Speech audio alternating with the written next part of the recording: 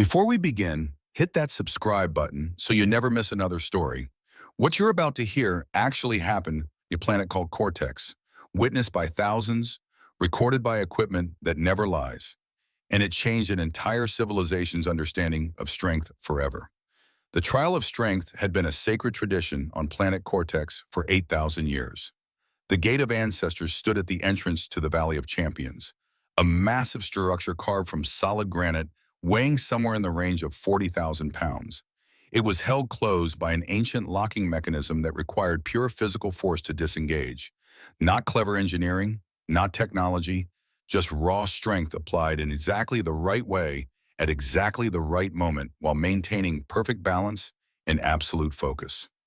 Warriors had been attempting to open this gate since dawn. It was now well past midday, and the temperature had climbed to levels that made standing in observation duty feel like being slowly roasted inside ceremonial armor.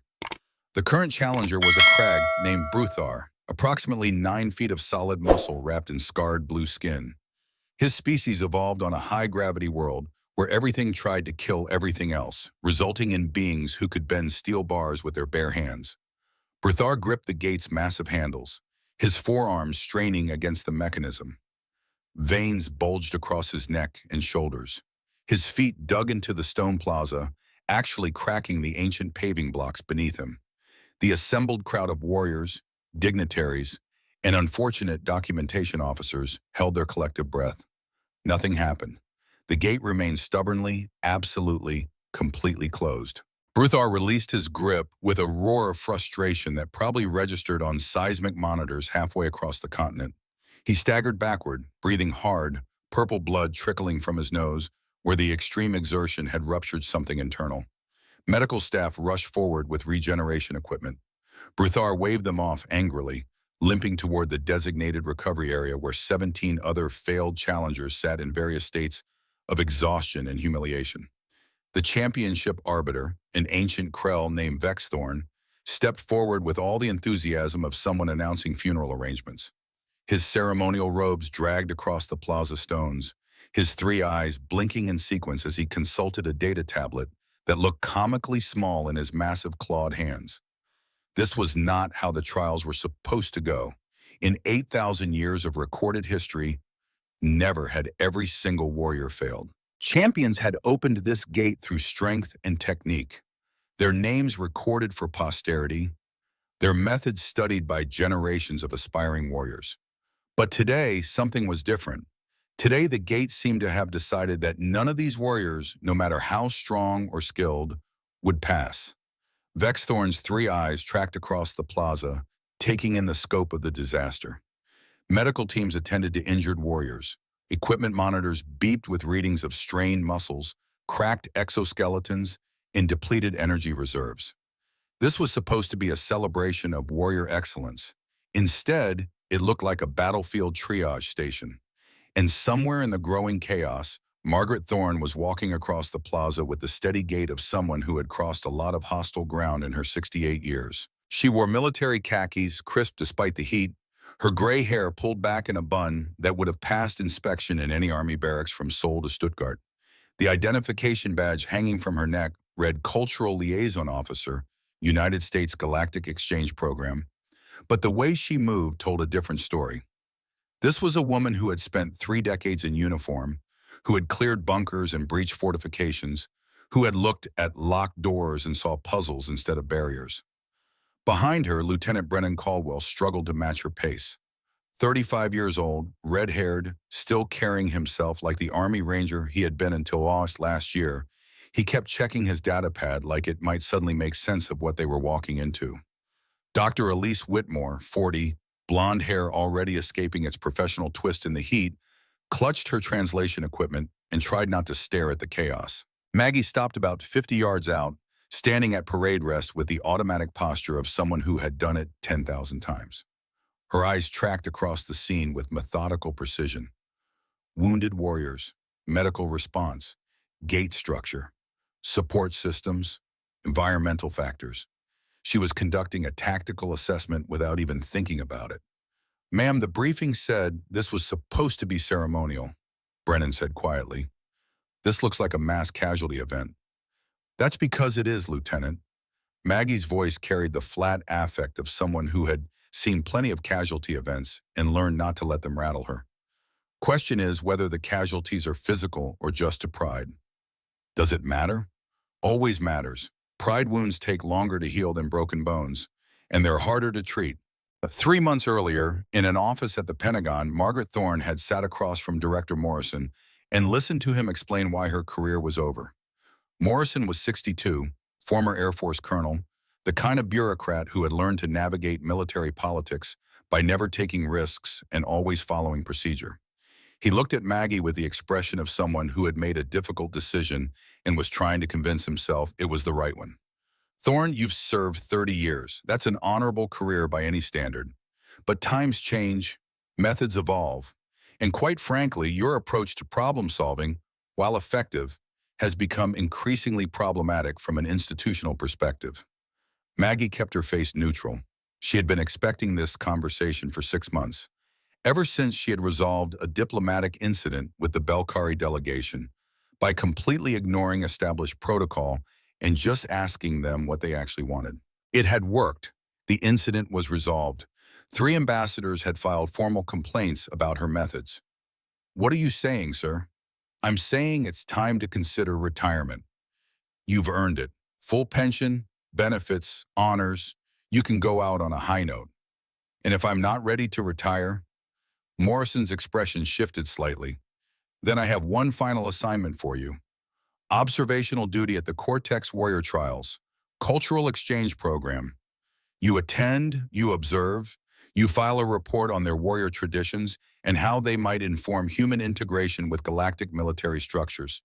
Simple, straightforward, no opportunities for unconventional problem solving. Maggie heard what he was not saying. This was a setup. Send her somewhere she could not possibly cause trouble, where following procedure meant just watching and taking notes, where her tendency to see problems and fix them would have no outlet. When she came back, having done nothing noteworthy, Morrison would have his justification for forced retirement. When do I leave? 2 weeks. And Thorne? Morrison's voice softened slightly. I know you think I'm trying to push you out. Maybe I am, but I'm also trying to protect the institution from methods that work in spite of procedure rather than because of it. The military needs predictability. You're many things, but predictable isn't one of them. Maggie stood, rendered a salute that was technically correct but somehow still conveyed disagreement. Understood, sir. I'll file my report when I return. As she left his office, she stopped at her desk to collect her personal items. The photo of Captain Ryan Thorne sat in its usual place, her son's face frozen at 29, forever young in his dress blues with the bronze star visible on his chest. Killed in action, Fallujah, 2007. 18 years ago, but the wound still felt fresh. One more mission, kiddo, she said quietly to the photo. Then maybe your old mom can finally retire. Or maybe I'll prove Morrison wrong one last time. We'll see. The memory faded as Maggie refocused on the present. Vexthorn had spotted their approach and was moving to intercept them, his massive form towering over the humans. Up close, he was even more impressive, 8 feet of scaled muscle and ceremonial authority. Cultural Liaison Thorne, his voice rumbled through the translator. Your delegation arrives at an unfortunate time. We are experiencing technical difficulties with the ceremonial gate. Perhaps it would be better if you return tomorrow when we have resolved the situation. Technical difficulties. Maggie had heard a lot of euphemisms in 30 years, but that one was impressively optimistic given the medical teams and exhausted warriors scattered across the plaza. What kind of technical difficulties require medical intervention, Arbiter Vexthorn? All 3 eyes blinked in sequence, a Krell expression of discomfort. The locking mechanism is proving resistant to standard opening procedures. Standard opening procedures. Another euphemism. Maggie filed that away and took a step closer, lowering her voice to the tone she had used with junior officers who needed to tell her things they did not want to admit. Arbiter, I'm not here to judge. I'm here to observe and learn. But I've been doing this kind of work long enough to know when someone's trying to protect me from seeing something embarrassing. I've seen embarrassing. Hell, I've been embarrassing. So why don't you tell me what's really happening? Vexthorn's shoulders sagged slightly, And for a moment, he looked less like an arbiter of ancient tradition and more like an old warrior watching his last duty turn into a disaster. The Gate of Ancestors has stood as the entrance to the Valley of Champions for 8,000 years. Every warrior who wishes to compete must open it through strength and technique alone. No technology, no engineering tricks, just pure physical force applied correctly. He paused, three eyes focusing on different points in the distance. 20 warriors have attempted to open it today. All 20 have failed. This has never happened in recorded history.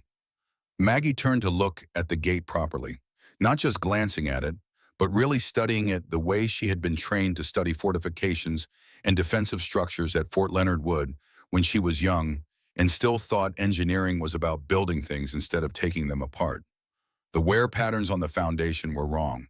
Too much stress concentration on the lower edges, not enough on the handles where everyone had been pulling. The hinges looked ancient but functional, bronze work that should have been replaced centuries ago. And there, just visible when the sun hit at the right angle, were shadows inside the stone. Chains, counterweights.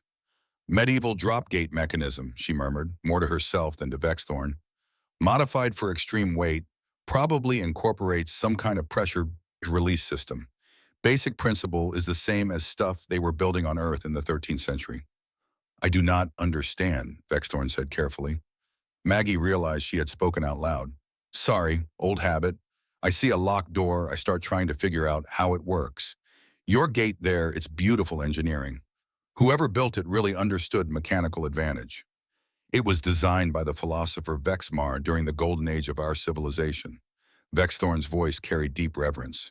He created it to test the worthiness of warriors. Only those with sufficient strength and proper technique can open it. Maggie kept her expression neutral. Sometimes people needed their myths more than they needed the truth. I'm sure you'll figure it out. We'll just set up in the observation area and stay out of your way. The quarters assigned to the human delegation were spacious, designed for beings much larger than humans. Maggie set her bag down and walked to the window. From here, she could see the entire plaza. The gate dominated everything, casting long shadows as the sun began its descent. Warriors still sprawled in recovery areas. Vexthorn still stood on his platform, three eyes fixed on the gate, like willpower alone might make it open. Ma'am, permission to speak freely? Brennan had come to stand beside her. When have you ever waited for permission, Bren? Fair point. He was quiet for a moment. This is your last assignment, isn't it? Morrison's sending you out here because he thinks you'll fail and he can force retirement. That's one interpretation.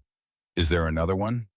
Morrison's sending me out here because he's a bureaucrat who mistakes following procedure for understanding what the procedure is trying to accomplish. He thinks I'm a problem because I don't do things by the book. Never quite grasped that the book exists because someone like me figured out what actually worked and everyone else copied it. So you're going to show him he's wrong.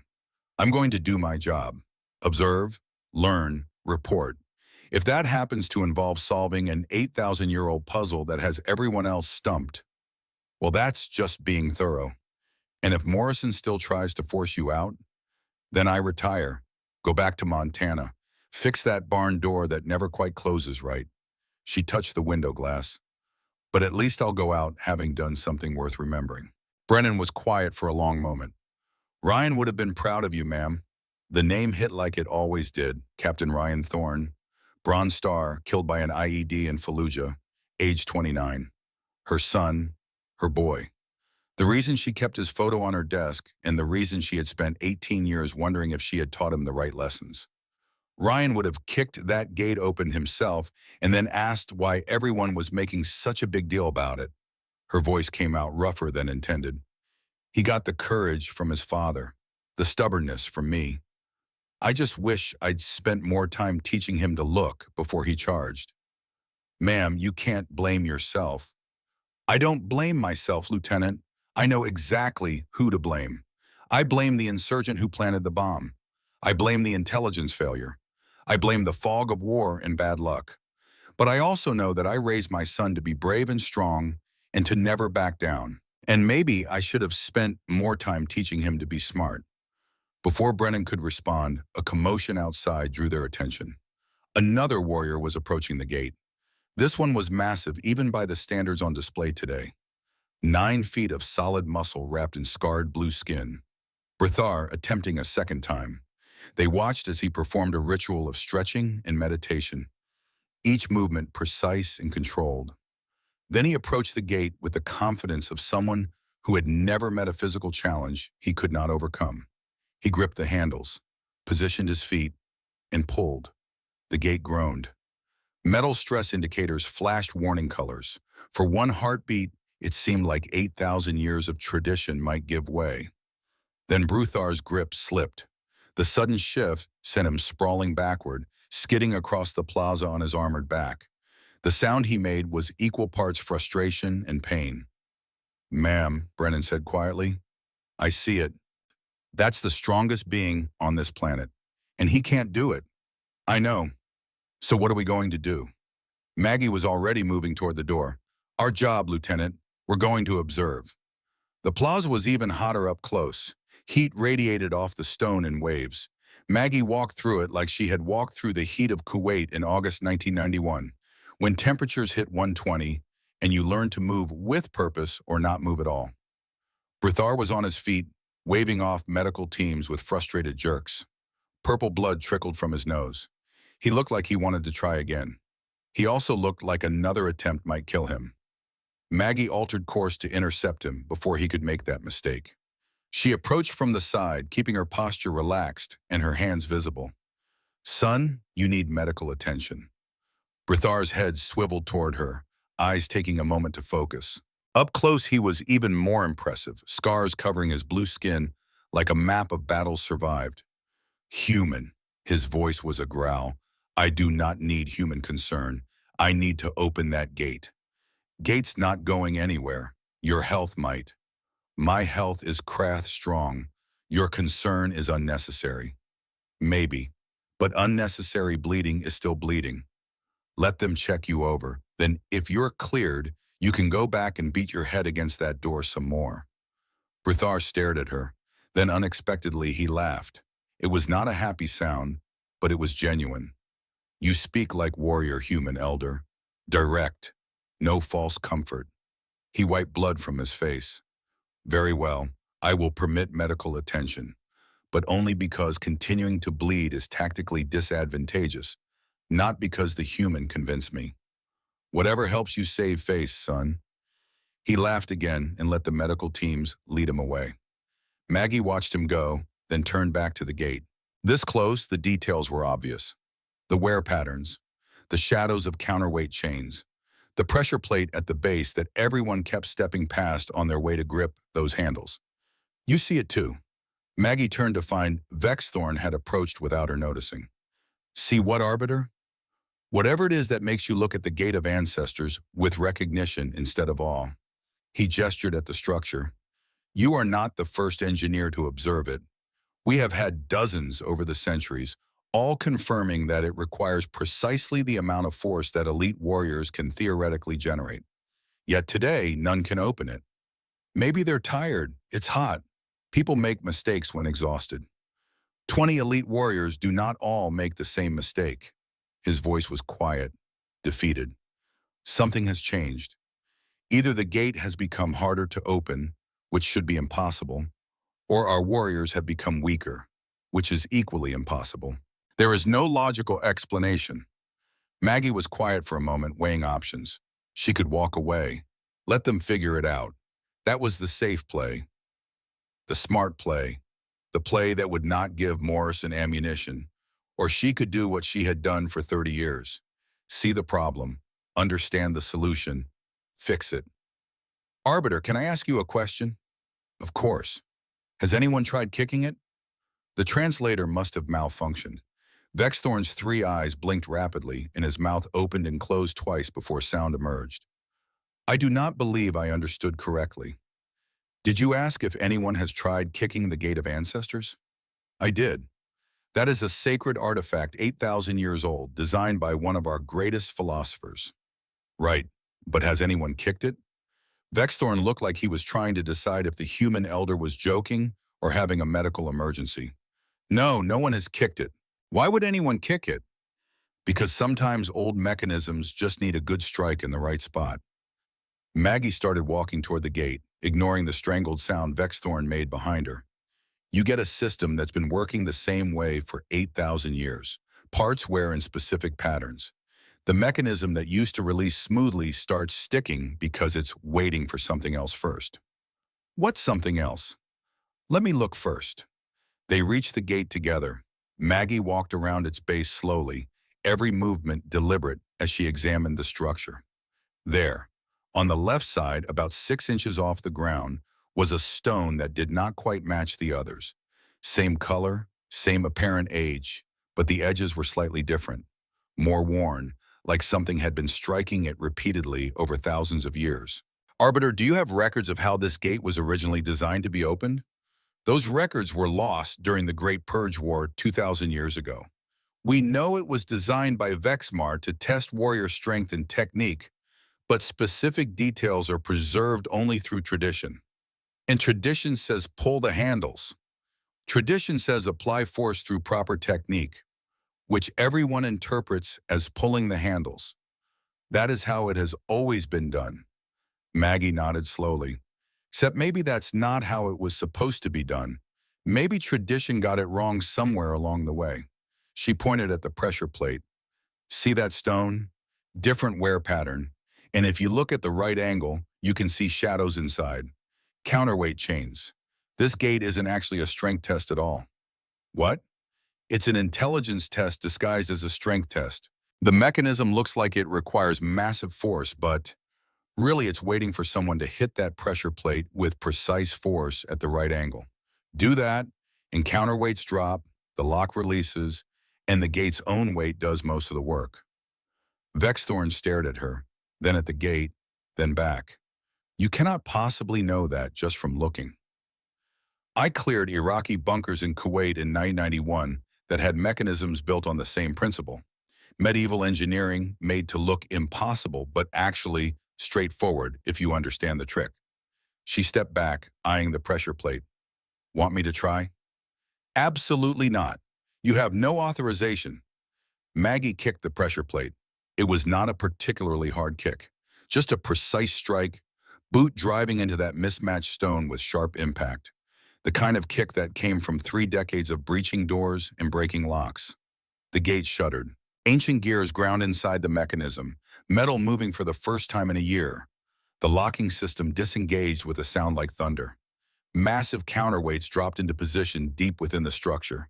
Then the gate of ancestors swung open, smoothly, easily, like it had been waiting all day for someone to simply ask nicely instead of trying to muscle it into submission. The plaza went absolutely silent. 20 exhausted warriors stared in disbelief. Medical staff froze mid-treatment. Vexthorn's 3 eyes went wide enough to threaten escape.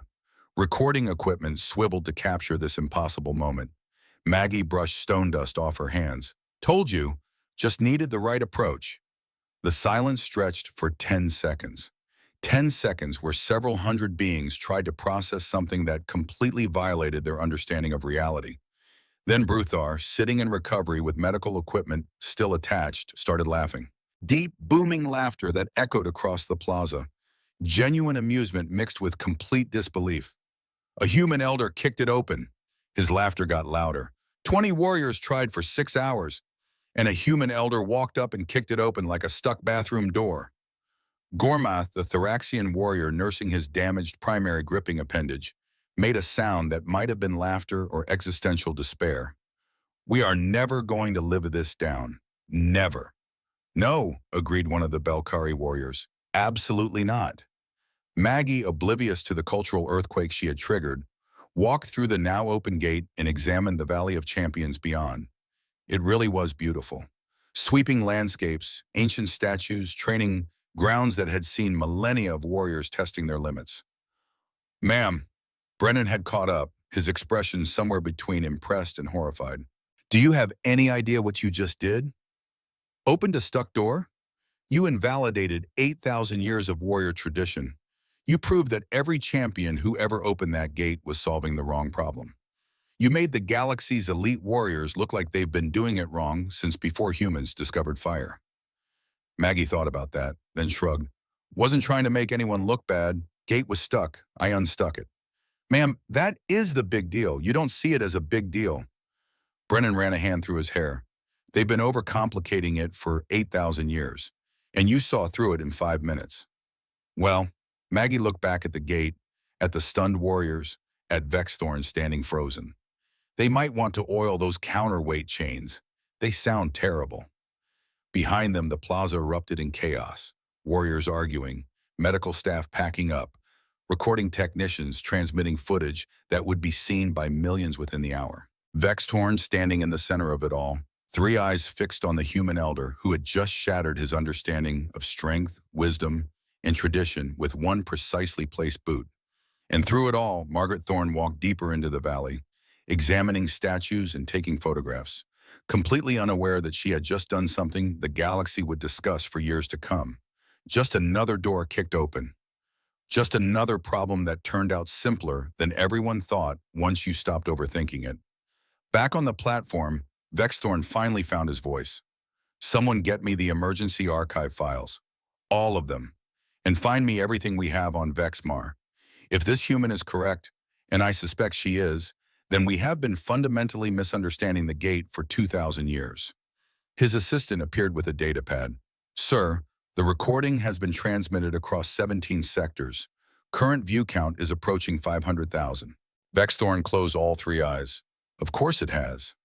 The first recording hit the Galactic network at 3:14 in the afternoon, Cortex Standard Time. By 3:45, 500,000 beings had watched it. By 4:30, 2 million. By the time the sun began setting over the Valley of Champions, 14 million beings across 40 worlds had witnessed a 68-year-old human woman casually solve what 8,000 years of warrior tradition could not. The meme started around 5 million views. When you spend 8 millennia doing it wrong appeared over footage of straining warriors. Grandma shows you how it's done, played over Maggie's kick. Someone with too much time and musical talent created a remix of the Gates grinding gears that climbed to number 3 on the Belkari music charts. One cracked warrior got a tattoo of the gate with "I was there" before realizing what that actually meant. He was already regretting it. The Velnori Documentation Office saw its communication systems overload 3 times. Beings across the galaxy wanted to know everything about this human. Cultural anthropologists requested interviews. Military strategists demanded analysis. Engineers flooded the office with questions nobody could answer because apparently they had been operating the gate wrong for 2 millennia. Vexthorn spent most of that evening staring at fermented nectar and considering early retirement. His assistant Threx kept bringing updated statistics like they were helpful. The Coraxi High Command requests full investigation into gate security protocols.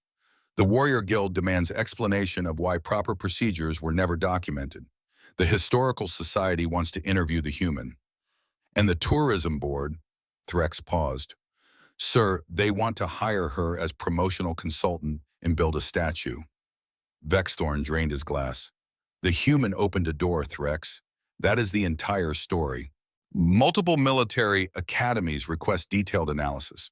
3 engineering firms want to examine the gate mechanism. Someone offered her a reality show contract, and there's a petition with 40,000 signatures requesting honorary warrior status.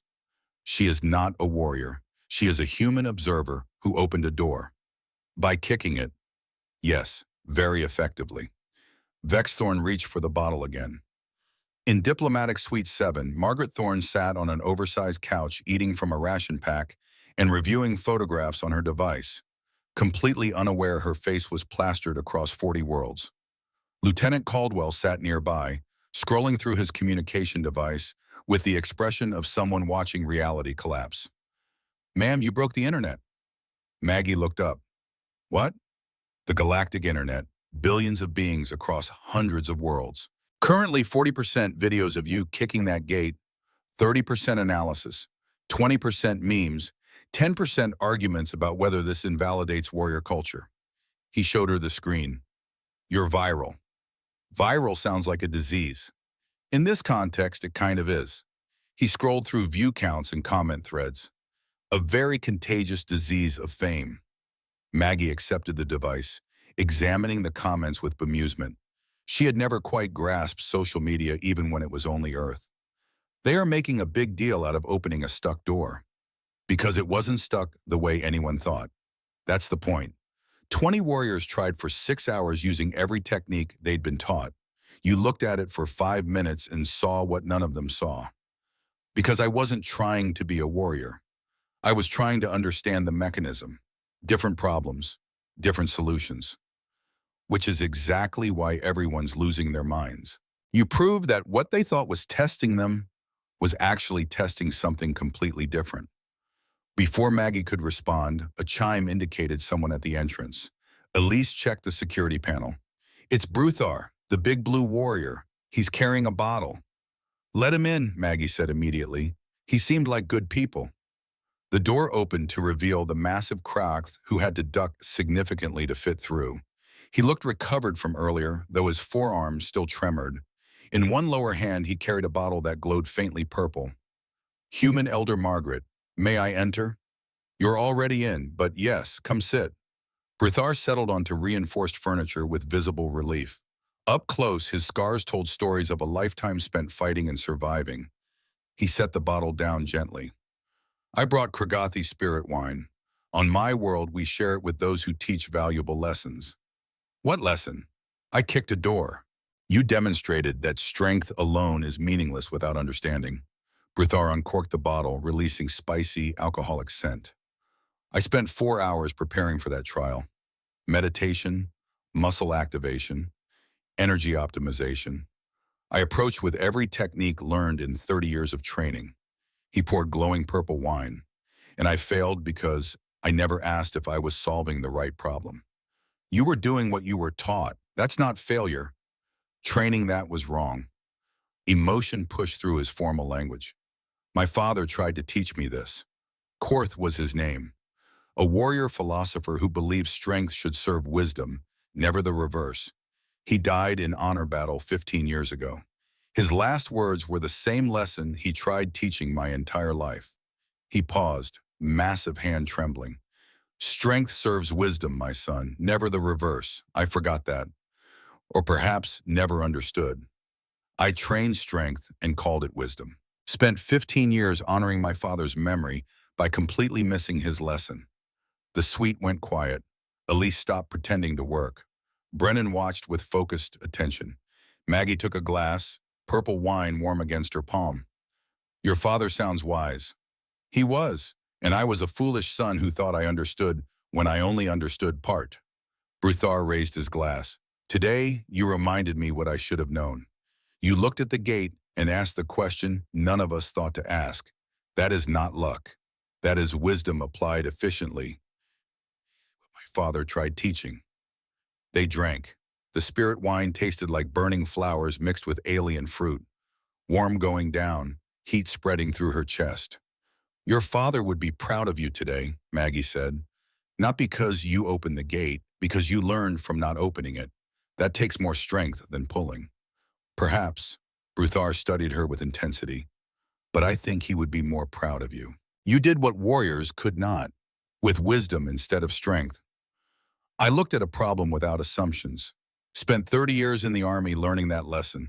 The enemy doesn't care about your training or doctrine or assumptions. They care about what works. Soldiers who survive figure out what actually works instead of what they were told should work. You speak like a warrior. I was a warrior, different kind than you maybe, but same principles, clear objectives, adapt to circumstances, complete the mission and bring people home. You lost people. It was not a question. Bruthar said it with certainty of someone who had also lost people and recognized that look. My son, Captain Ryan Thorne, Iraq, 2007. Roadside bomb. The words came out automatic. He was 29. Good officer. Good man. Too brave for his own good. How did he die? Leading from the front. Reports of insurgent activity in a sector his unit was clearing. He could have sent the soldiers ahead while he coordinated from command. Instead, he walked point. Said good officers don't ask soldiers to take risks they wouldn't take. He was right. He was dead. An edge crept into Maggie's voice. Right doesn't matter much when you're bleeding out on a road because you were too brave to be smart. Bruthar was quiet, purple wine glowing softly. My father died in honor battle. A rival challenged, and custom demanded acceptance or shame. He was 60, the rival 30, and trained specifically to defeat him. My father knew he would lose, accepted anyway, because of honor. Because our culture values courage over survival, strength over wisdom. The same thing I was trying to prove today. He drank deeply. We both lost people we loved because we taught them incomplete lessons, human elder. Or perhaps the right lessons, but not all the lessons they needed. The truth hit harder than expected. Maggie had spent 18 years telling herself Ryan's death was not her fault, that he made his own choices, that soldiers die in war. All true, but also true that she had raised him to be brave and strong and never back down, and had not spent nearly enough time teaching him caution and wisdom and recognizing when courage was the wrong answer. Ryan would have understood what you did today, Bruthar said, not just opening the gate, showing wisdom where strength failed. That is valuable, worth teaching. Before Maggie could respond, the door chimed again, then again, 3 more times, rapidly. Elise checked the panel and went pale. Ma'am, it's Arbiter Vexthorn and the entire championship committee. All of them? 6 officials representing various cultures, and they look angry. Let them in. If we're having an international incident, might as well get it over with. The door opened to reveal Vexthorn and 6 officials who filled the suite like an invasion force. Different species, different sizes, but all wearing the same expression. The kind that came before bad decisions about blame. Vexthorn's 3 eyes fixed on Maggie. Human Elder Margaret Thorne, we need to discuss what happened today. I opened a door. Is there paperwork? I'm terrible with paperwork, but I'll try. You violated 8,000 years of sacred tradition. A Thoraxian female with elaborate markings spoke sharply. The gate of ancestors tests warrior worthiness. Your actions made mockery of its purpose. The gate exists to be opened. I opened it. Mission accomplished. You were not authorized. You are not a registered warrior. You have no right to attempt our trials. Didn't see signs saying who could or couldn't kick it. Maybe if you want specific people doing specific things, be clearer about rules. There should not need to be rules about not kicking sacred artifacts. Then maybe don't make sacred artifacts that only work when you kick them. The Thoraxian made a sound like scraping metal. Vexthorn held up a claw for stalling argument. The gesture had enough authority that the room went quiet. The committee has debated for hours. We reviewed all recordings, consulted historical texts we should have consulted years ago, analyzed the gate with equipment we should have used decades ago. He paused, and we reached a conclusion. The suite held its breath. Even Bruthar went still. The human is correct. The gate was never meant to be pure strength test. The Thoraxian protested. Vexthorn ignored her. Historical records, finally located in emergency archives, indicate the gate was designed by Vexmar the philosopher during our golden age. His design notes, which none of us bothered reading because we assumed tradition preserved necessary knowledge, are very clear. He produced a data pad and read in a voice suggesting he had read these words a dozen times and was still processing. Let this gate test not the strength of muscle, but the strength of mind. Warriors who cannot see beyond the obvious are warriors who will lead civilizations to ruin. The mechanism appears to demand force, but yields only to observation. May future generations remember, wisdom opens what strength cannot. Absolute silence followed. We did not forget, Vexthorn continued heavily. We were never told correctly. At some point in 2,000 years since the Great Purge War, knowledge of the gate's true purpose was lost. Warriors occasionally succeeded through random chance, hitting the pressure plate by accident. We interpreted those successes as proof that strength and technique were key. We built entire tradition around being wrong. That is absurd. The Thoraxian's voice carried genuine distress. 8,000 years of warrior culture cannot be based on fundamental misunderstanding. It can if the misunderstanding happens early enough and no one questions it, Maggie said quietly. Happens all the time. Someone makes an assumption, passes it on, Pretty soon, everyone thinks that's how it's always been, even when it's not. Vexthorn turned to her, something in his features softening. The committee offers formal thanks and official apology. We acted with hostility when you demonstrated what we should have known. You honored the gate's true purpose while we had forgotten it. I just kicked a door because it was stuck. Really not complicated. Perhaps that is precisely the point. The complicated solution failed. The simple solution worked. We were too invested in complication to see simplicity. He straightened. The committee has voted to restructure trials to reflect original purpose. Strength will be tested, but so will strategy, observation, creative problem solving. Your participation as advisor would be welcomed. Hard pass, Mus. I'm here for cultural exchange, not competitions. But I'll absolutely watch and cheer. That seems more appropriate. The committee seemed relieved. Several officials visibly relaxed. The Thoraxian actually smiled, an unsettling expression on her armored face.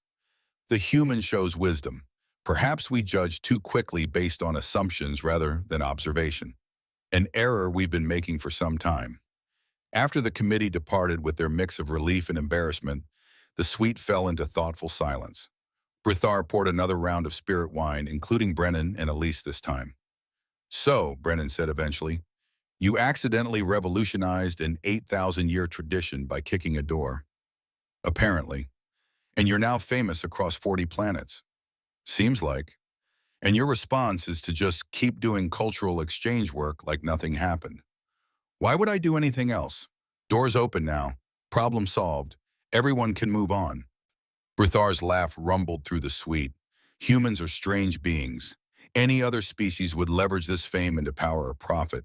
The human elder just wants to sightsee and eat ration packs.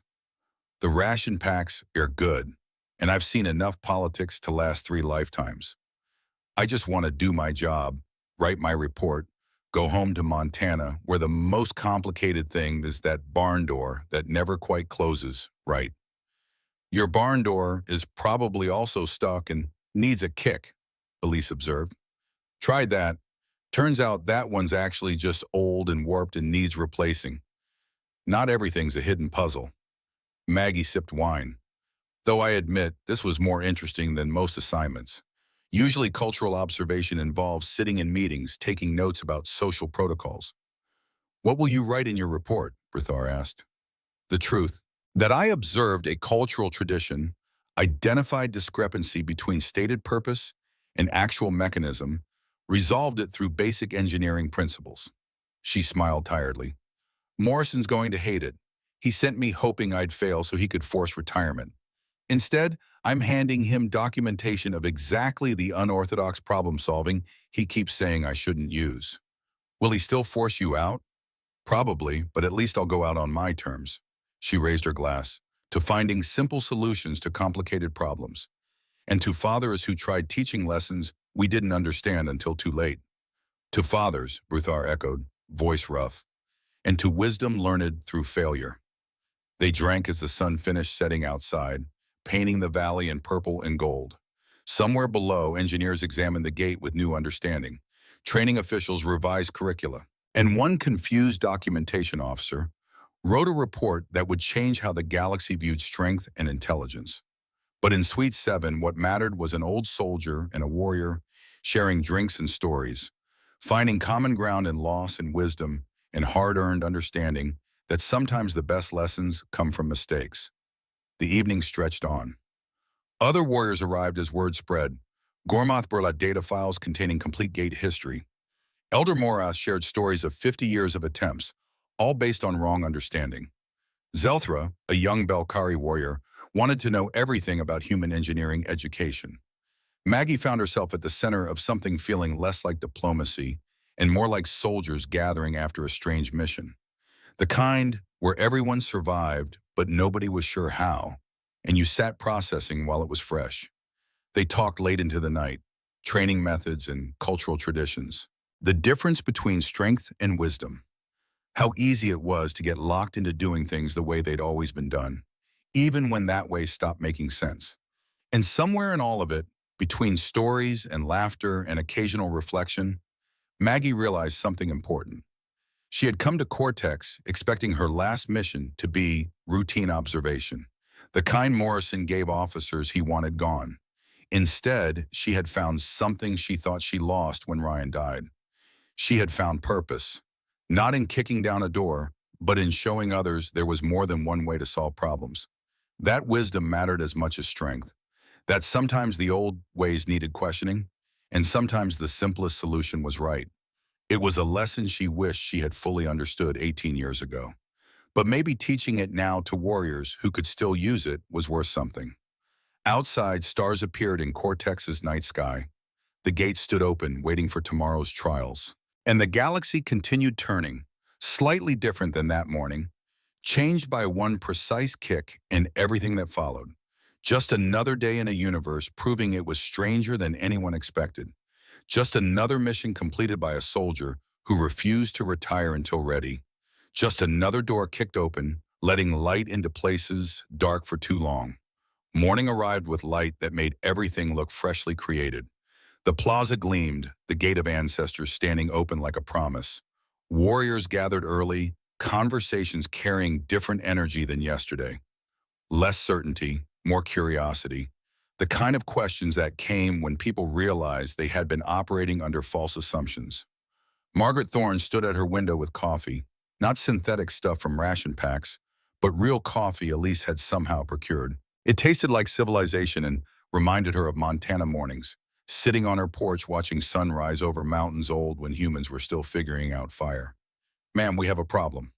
Brennan appeared in her doorway, datapad glowing with urgent messages from people who thought their urgency mattered more than coffee. "What kind?" "The kind where a conservative faction is challenging yesterday's committee decision. Emergency council session this morning to vote on reverting to old trial format." Maggie took another sip. "They want to pretend yesterday never happened. They want to restore what they're calling cultural integrity. General Krax is leading, Thoraxian military commander, traditional hardliner, arguing that human interference constitutes cultural imperialism, and accepting your solution undermines 8,000 years of heritage. So he's embarrassed and trying to save face by blaming the outsider. That's one interpretation. Is there another?" Brennan was quiet. "He genuinely believes the warrior culture should be about strength first and sees the gate revelation as weakening that foundation. In his mind, if warriors start valuing observation over pure power, they stop being warriors. Engineers, maybe. He'd probably rather die." Maggie finished her coffee with more force than necessary. "Get dressed. We're going to that session." "Ma'am, we weren't invited." "We will be. When people want to blame you, they always invite you to the meeting." She was right. Vexthorn's formal invitation arrived 10 minutes later, delivered with apologetic air of someone asking someone to walk into a firing squad, but protocol demanded it. The council chamber was exactly what Maggie expected. Large, imposing, designed to make visitors feel small. Seats arranged in semicircle around a central platform where she and Brennan stood like defendants at trial. Council members represented various warrior cultures, expressions ranging from curiosity to barely concealed hostility. General Krax occupied the largest seat, Thoraxian exoskeleton, polished to a shine that probably took hours. He was younger than expected, maybe 55 equivalent, with energy that came from never questioning whether he was right about anything. Human elder Margaret Thorne, you stand before this council to answer for actions that compromised 8,000 years of warrior tradition. What defense do you offer? Maggie stood at attention, every movement deliberate. She had done this dance before in front of review boards and oversight committees, back when she was younger and less certain. Now she just felt tired and slightly annoyed. General Krax, I opened a door. That's the extent of my actions. Everything else is your interpretation. You violated cultural protocols. What protocols? There were no signs, no guards, no restrictions posted. The gate was an obstacle. I removed it. That's what engineers do. You are not a warrior. You have no right to attempt our trials. I wasn't attempting your trials. I was examining a mechanism everyone seemed to be struggling with and applied basic engineering principles. If you have specific protocols about who can approach cultural artifacts, perhaps communicate those to visitors. Crax's plates shifted in agitation. You claim innocence through ignorance? That is no defense. I claim accuracy through observation, and I'm still waiting to hear what exactly I'm accused of beyond solving a problem that needed solving. You humiliated our finest warriors. They humiliated themselves by assuming the gate worked the way they wanted instead of discovering how it actually worked. I just pointed that out, loudly, with my boot. The chamber erupted in multiple conversations. Some council members looked outraged. Others tried not to laugh. Vextorn sat with three eyes closed, probably wishing he had retired last year. The real issue, Crax said, voice cutting through noise, is that accepting your solution means accepting that our understanding of warrior culture is fundamentally flawed, that strength alone is insufficient, that we've been teaching wrong lessons for thousands of years. He stood, impressive frame making the platform seem smaller. I refuse to accept that. Warrior culture is built on strength, discipline, courage, not clever tricks and engineering shortcuts.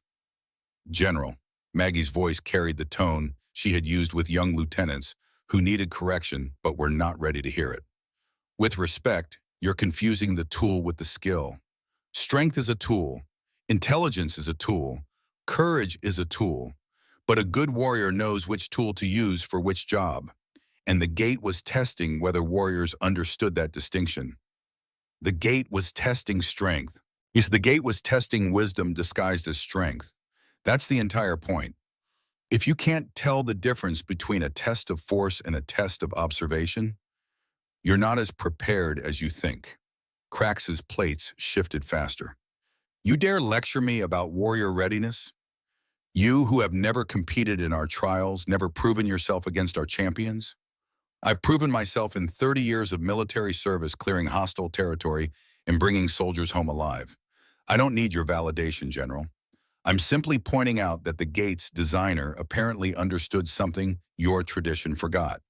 Maybe instead of being angry, you should ask why it got forgotten and what else you might be wrong about. The chamber went very quiet. Maggie could feel Brennan radiating tension, probably calculating exit routes. But she had spent too many years dealing with officers who cared more about pride than truth to back down now. Elder Morath, silent until now, stood with careful movements of someone whose joints protested. General Crax, I competed in these trials 50 years, trained under masters going back 6 generations. And in all that time, not once did I question whether the gate was testing what we thought. His voice carried accumulated years. The human asked that question in 5 minutes. That's not weakness, General. That's wisdom we should have possessed and didn't. Elder Morath, you would side with an outsider over your own kind? I side with truth over comfort. Something I should have learned decades ago. Morath turned to Maggie. The humans showed us we were blind. Being angry is natural. Useful? No. What's useful is learning. Another council member spoke, a Belkari female with silver markings. The question before us is not whether the human was right. Evidence makes that clear. The question is whether we accept that rightness and change accordingly, or reject it and preserve what we've always believed. And if we accept it, Crax said heavily, we admit thousands trained incorrectly, that champions won through luck rather than skill, that our cultural foundation is built on misunderstanding. You ask me to accept that? I ask you to accept reality, Maggie said quietly. General, I've lost people because they were trained to be strong and brave instead of smart and cautious. My son died charging into danger when he should have found another way. I understand not wanting to admit the lessons you teach might be incomplete, but the alternative is continuing to teach those incomplete lessons and losing more people who deserve better. The chamber fell silent. Something in Maggie's voice had shifted the energy from confrontation to shared grief. Your son was a warrior? Crax asked, tone different now. Captain Ryan Thorne, United States Army. Killed in action, Iraq, 2007. 29 years old, brave as they come, and dead because I taught him courage without teaching him caution. She met Crax's eyes steadily. So don't talk to me about difficulty of accepting that your training was incomplete. I live with that knowledge every day. Crax sat down slowly. The fight seemed to have gone out of him, replaced by something like consideration. Vexthorn, sensing opportunity, stood and addressed the chamber. The choice is clear. We can maintain tradition built on misunderstanding or honor our ancestors' original intent by correcting that misunderstanding. I believe Vexmar would prefer the latter. How can we know what Vexmar would prefer? Another member asked. Because he wrote it down. Vexthorn produced the data pad with recovered documents. His design notes are explicit. The gate was always meant to test observation and tactical thinking. We stopped reading the manual and relied on tradition. The vote, when it came, was not unanimous but decisive. 7 votes to accept new understanding and restructure trials. 3 votes to maintain tradition. Cracks abstained, which Maggie suspected was as close to agreement as his pride would allow. As the council adjourned, Cracks approached her directly. Up close, he was even more impressive, exoskeleton, showing decades of combat wear. You won fairly. Your methods work. I don't have to like that fact to acknowledge it. General, I wasn't trying to win. I was trying to help. Perhaps. He was quiet. My son trains at Warrior Academy, 17, and believes strength is everything because that's what I taught. After today, I think perhaps I should teach him to ask questions instead of just following tradition. Teaching both would probably work better. Strength matters. So does wisdom. Best warriors I knew understood when to use which.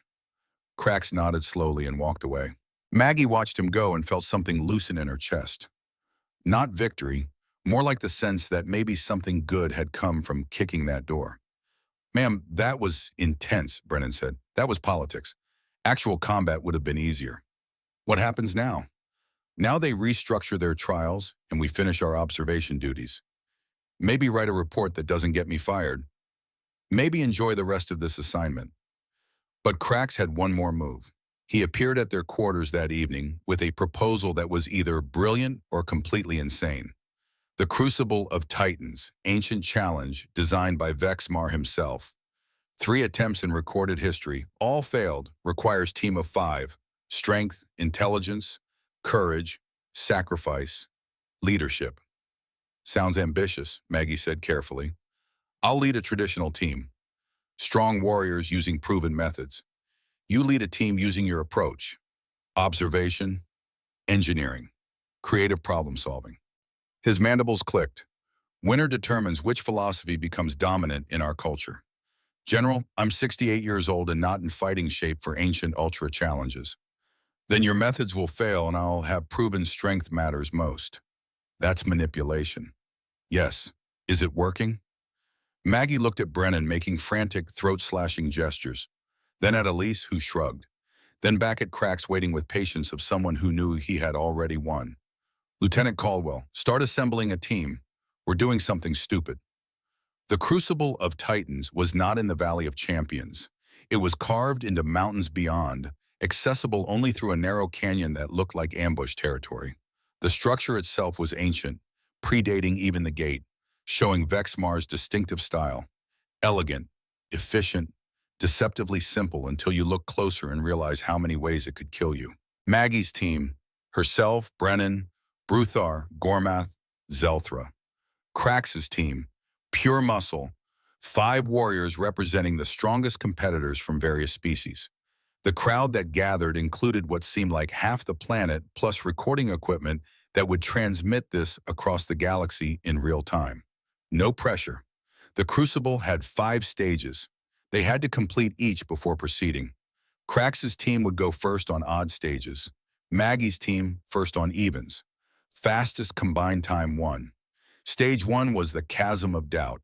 100-foot gap bridged by ancient stone that looked ready to collapse. Crax's team approached like military assault, moving fast and aggressive, their combined weight making the bridge groan alarmingly. They made it across but nearly lost 2 members when sections crumbled. Maggie walked to the edge and studied carefully. Brennan, you see the pattern? Load-bearing stones are darker.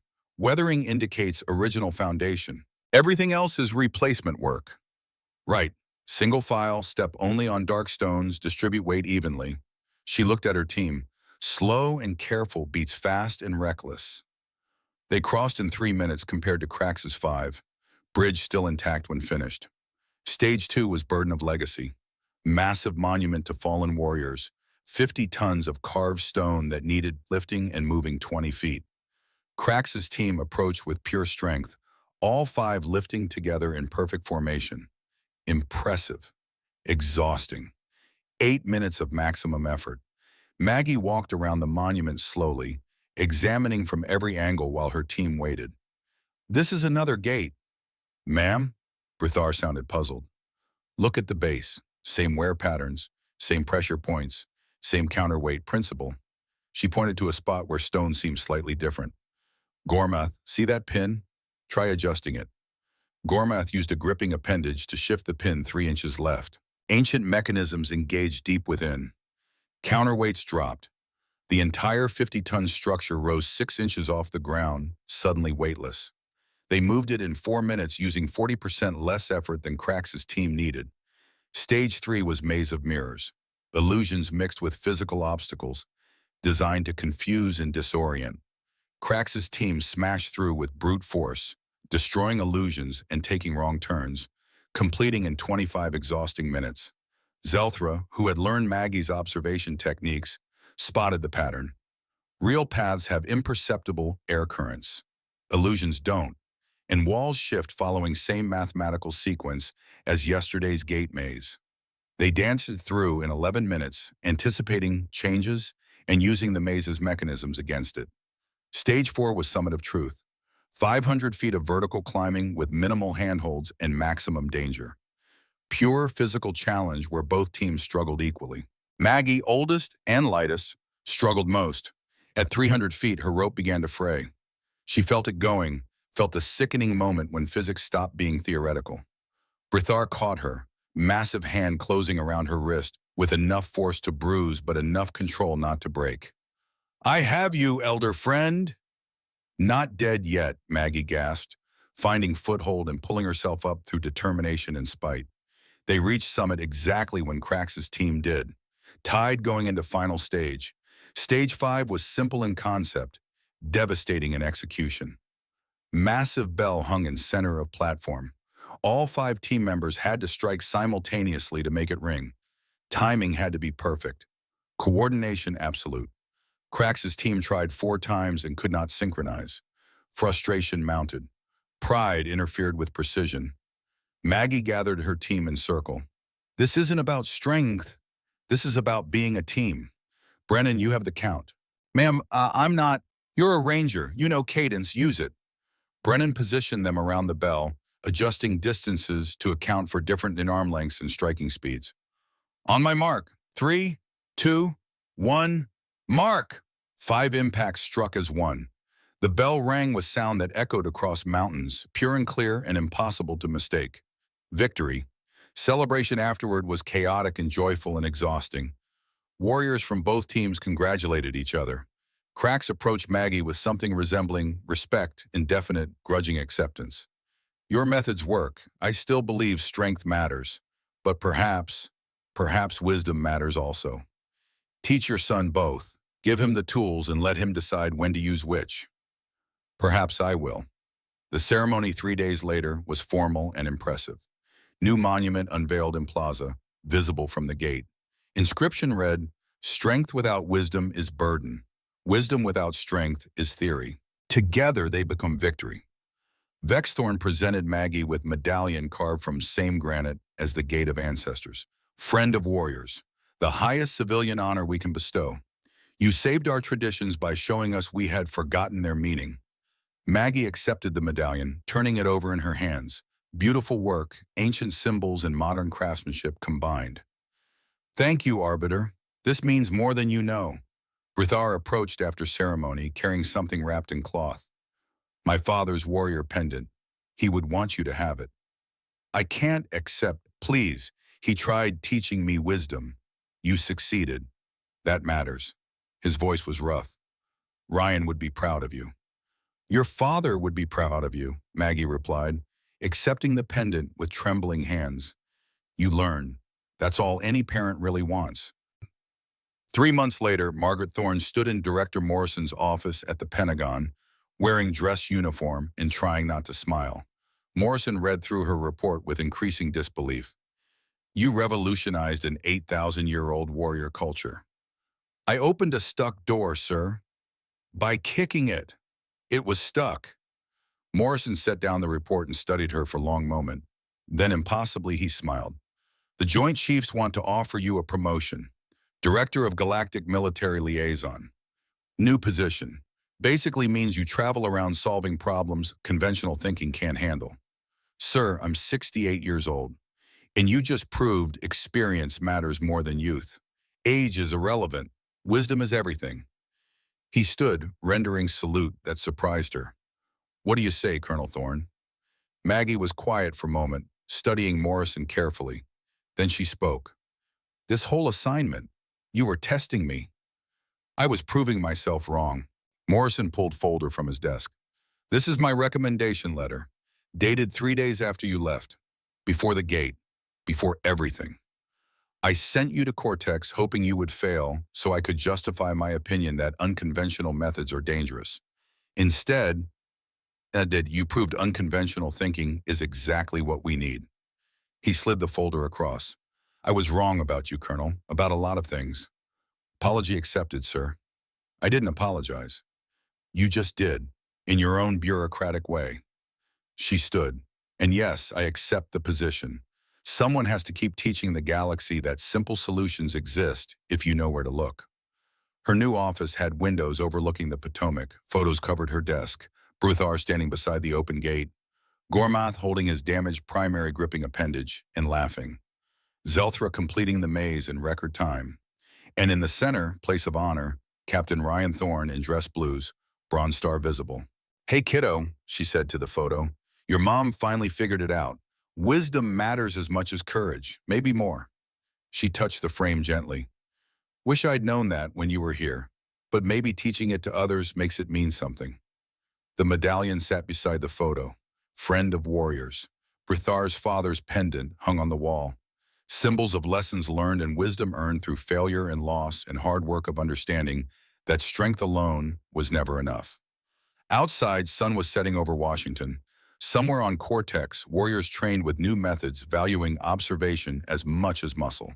Somewhere in the galaxy, a video of an old woman kicking a door continued circulating, teaching the same lesson over and over. Sometimes the simplest solution is right. Sometimes asking why is more important than assuming you know. Maggie's phone buzzed. Video call from Bruthar. Elder friend, my son has been accepted into Integrated Warrior Program. First class to train in both strength and tactical observation. That's wonderful, you must be proud. I am, because of you. He paused. We changed each other's futures, Margaret Thorne. We did at that. Fair trade, I'd say. The call ended. Office grew quiet. Through window, first stars became visible in darkening sky. Somewhere up there was Cortex. Somewhere closer was Montana, and that barn door still needing fixing. Somewhere in between was rest of her career, however long that turned out to be. Just another old soldier who proved you're never too old to kick down a door, never too experienced to learn something new, never too set in your ways to show others a better path. Margaret Thorne, Colonel, United States Army, Director of Galactic Military Liaison, friend of warriors. 68 years old and just getting started. Some gates needed strength to open. Others needed wisdom. The trick was knowing which was which. And sometimes they needed a precise boot to the right spot and willingness to try the obvious solution everyone else had overlooked. She had taught that lesson once. She would teach it again. That was what warriors did. They learned from mistakes and made sure the next generation didn't have to learn the same lessons the hard way. Ryan would have understood that. Maybe he would have been proud. The sun finished setting, stars grew brighter, and somewhere in the Pentagon, an old soldier planned her next mission, ready to kick down whatever doors needed kicking. The galaxy was full of problems, most of them probably simpler than everyone thought. And Margaret Thorne had just proven she was pretty good at finding simple solutions. Time to see what other doors needed opening.